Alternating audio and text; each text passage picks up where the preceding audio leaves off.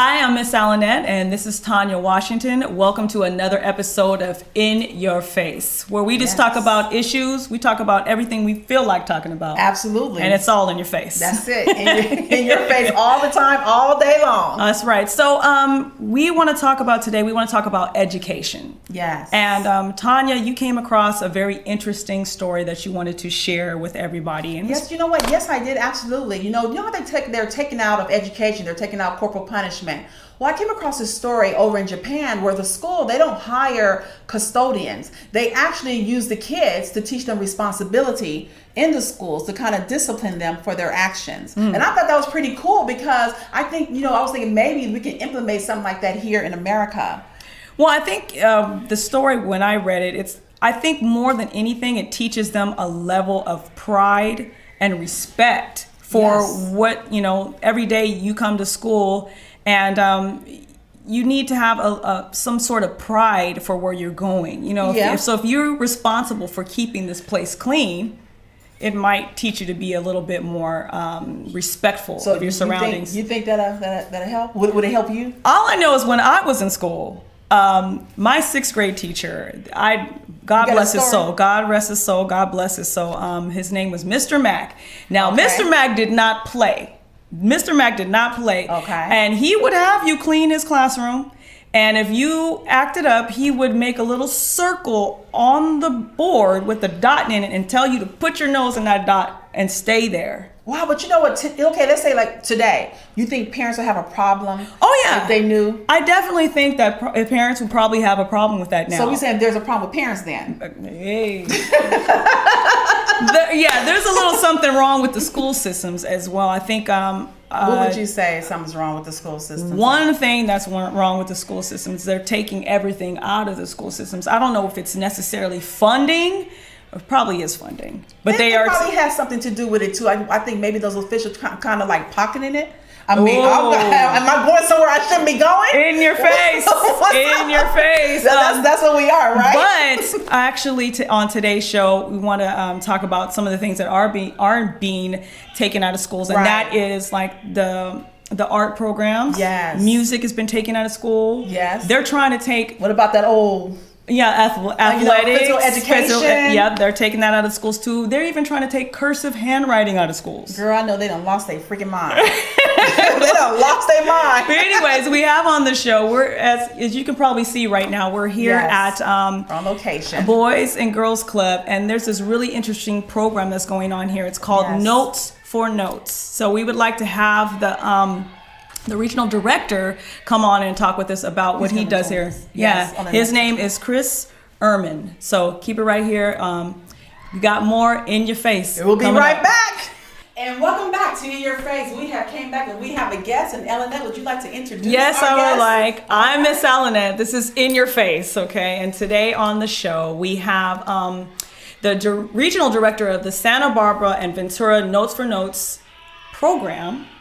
Your name is Kris Ehrman, right? That's right. I don't like to murder names. So I have it right here written. But we were having difficulty trying to The H is silent. The H is silent. Well, you have this wonderful studio here that we're in right now. And we're at the Boys and Girls Club in Ventura. So tell me about the Notes for Notes program and why you started it. I did not start. Well, of course not. Right. It's like, but why I am here? the longest running employee. So, okay. Can I get All right. Hey, So, Notes for Notes started in Santa Barbara. Essentially, we open the doors to kids. It's their first experience ever with music, and so we can teach them their first note, their first chord, their first song. We've done records before, talked about licensing, signed them up for ASCAP or BMI and that sort of thing. So it's for all levels. So why do you think music is so important for children? Oh, I'm glad you asked that because it's... Good question, huh? You guys, you're good. No, it's the omnipresence of music that is so important. Omnipresence. All right. I like So that. give me a music that's not attached to a generation, a culture, That's a dialect, true. a language. For me, that's, I've learned so much about geography or whatever, history, whatever, just through music. And, and I pass that on to kids too. Right, cool. That is awesome. So we were talking about education, and what do you think is important about music, and how, and especially since they're pulling it out of schools now. Right. Like when I was coming up, I played the flute in school, but I don't think there's programs like that anymore in schools. So Well, I think they are still doing kind of the Western European, flute and clarinet and all that. Yeah. And that's good. Keep doing that. But what we're kind of offering is a place for, a safe place to be from 3 to 7. They can come play guitar, give them something to get do. better, play the drums. Yeah. Right. Learn about music that's not one of the 15 artists that are on the radio, Hey, I know those 15 artists well. Yeah. You're stepping on her toes now. No, Watch enjoy it. But we can look on the wall. There's people that kids, they don't know who some of these people are until they walk in. I think that's really important to know about some of the old time guys, the ones who have actually created the music. Where the background, where jazz come from, where blues come from. I think that instead of just instead of just knowing hip hop. Instead of just knowing Snoop Doggy. Excuse me, it's Snoop Doggy Dog. There's no doggy on the end. Okay, whatever. He looks like a Roman pitcher. I'm just saying. But it's all good. But he's also Snoop Lion now, and he does reggae music. Oh, okay. He done crossed over. Yes. Okay, but we still need the old people. We need the old school. And that's why I'm on Old School 95.9 every Monday through Friday, 6 to 9. There you go. Shameless plug. Play some Richie. But back to you, Kris. Sorry, Kris. Sorry. Back to you, Kris. But like I said, I think that is very important with what's going on here, what you're teaching the kids, and all that. I think that the old school stuff is, people want to get rid of it. They want to throw it out. You know? So I think it's very valuable what you're teaching. Absolutely. The young people. So how do you think that this program helps your students or your children? Well, it's a place for them to just be exposed to music and different genres and different decades. And like you said, you show them the old school guys, Yeah. Chicago blues or Harlem Renaissance. All of that stuff is they're not going to talk about that in school. Yeah. No. That's the history. That's the history. Just like when we go to regular school and they don't really have the history.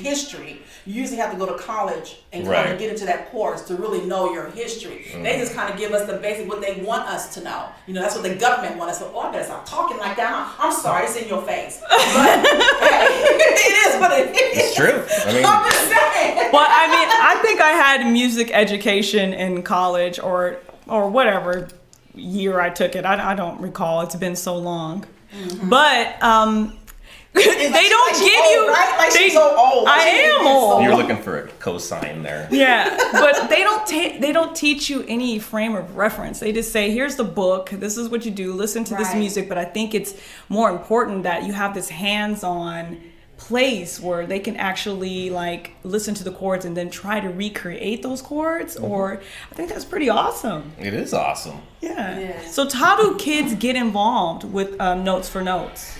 Usually there's a large population of kids that are just already at the Boys and Girls Club. Right. As we all know that. And they actually grow up here. So if they start out, just singing karaoke and then writing their own song a few years later, that's totally possible. It's the teenagers that's where we have to put a little effort in sometimes, is go to a talent show, go to an all ages event, and just, if it's, or street musicians when they're younger. Yeah. I'll say, hey, do you have a demo? And if they say yeah, then great. If they don't, then I say, hey, Notes for Notes. That's Cool. awesome. So if they want, if parents out there are watching, or students out there are watching, or young people that want to get involved, do you guys have a website or something that people can look up? Notesfornotes.org. Notesfornotes.org. Oh, that was easy. All right, thank you so much, Kris. Thank you both. We appreciate it. Yes, thank you for being here. And you're so handsome and sitting right between us. Oh my God. I don't know. You married? Oh! I'm just kidding. Not married. It's a joke. It's a joke. I'm sorry, wife. It's a soul sandwich. It's a joke. It's a soul sandwich. You're joking. You're not taking them home. Thank you so much, Kris. Thank you so much for joining us. Notesfornotes.org. Look it up now. Yes, please. It's in your face. That's right. All the time.